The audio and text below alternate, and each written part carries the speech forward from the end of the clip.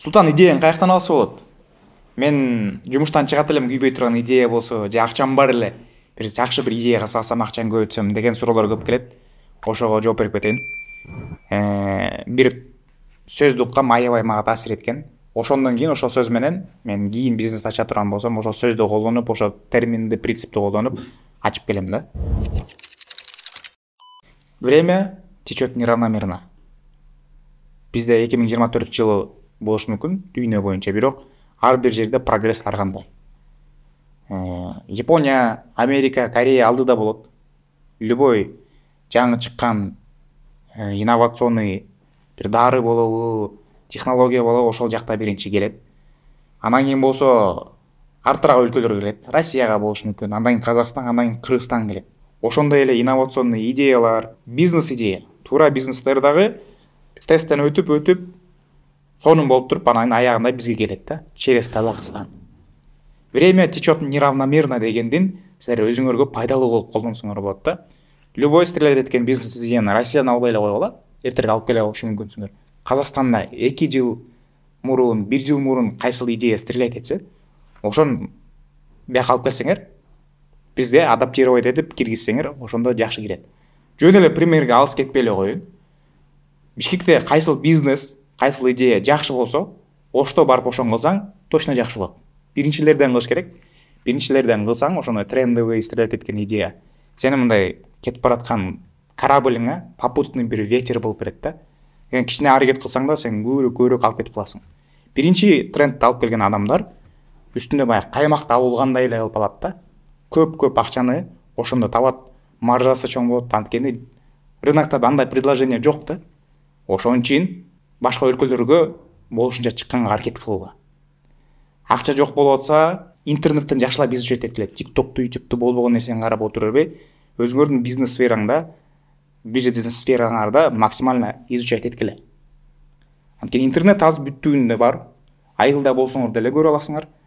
Ушуну колдош керек, анткени бул биздин азыркы болуп аткан замандын чоң преимуществосу.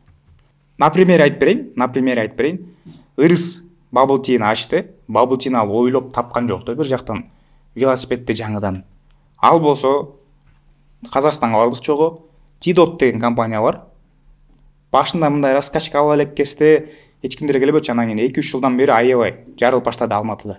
Астанада көп Bubble Tea'лер ошону көрүп көп ачылып баштады. Bubble Tea Алматыга каяктан келди? Корейский дорамалардан келди, Кореядан келди. Анан Кореяга Кытайдан келди. Ошондой эле ырыс алып келди бул жакта. Жөнөкөй эле кылып рецептурасында до конца дорабатывать этип ачты. 2 айга жетпей 1,5 айда 1,3 миллион касса жасады. Клиенттерди бир күнгө обслуживать эткенге убакыт жок. Жетишпей жатты да. Күндөн күнгө кассасы көбөйө берип, андай эмес, ошондой эле жакшы реклама кылды, конечно. Вот трендти кармады. Ошол трендти азыр элдин баары кармап баштады, конкуренция көбөйүп баштады. Мен болсо өзүм примерин айтып берейин. Island деген замокты курам. Ошто Бишкекте кургам. Бул мен ойлоп тапкан идея эмес.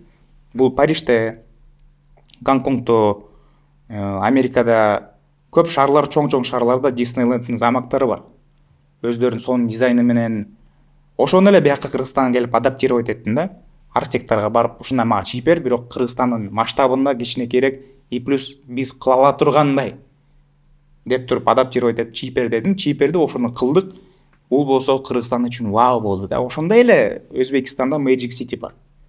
Вот Magic City'нин примерин алдык да. Айтарым, көбүрөөк путешествовать эткиле. Интернетти жөн эле чукулай бербей, карагыла өзүңөрдүн бизнес идеяңы каяктан алса болот экен деп. Неге бай адамдар путешествовать эткенге аракет кылат? Анткени ал жактан сонун идеялар алып келип, дагы да көбүрөөк байыйт да. Вот. Анан кийин башка жака өлкөгө жете албай жатсаңар, акчаңар жетпей жатса, Кыргызстанды кыдыргыла, Бишкекти кыдыргыла, ошондо андан да жакшы идеялар чыгат дагы. И экинчи эң важный нерсе, время течет неравномерно, да. Ар бир жерде прогресс ар кандай. Но именно талантлуу адамдар дүйнөдө равномерно бөлүнгөн да. Талантлуу адам Америкада да бар, Кыргызстанда да бар, Россияда да бар. Ошол талантлуу адамдардын бири сен болуш мүмкүнсүң да. Ошон үчүн кыла бер. Мен жашоомдо болбой калды.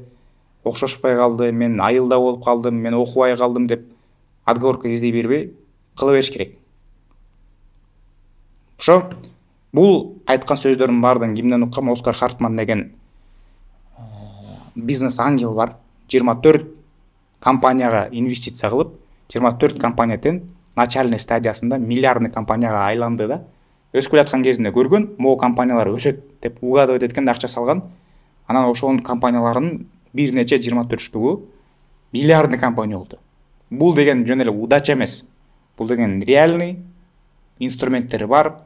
Ошондо жакшы анализ кылат. Ошон үчүн силер да ошол анализди колдонгула. Ийгилик.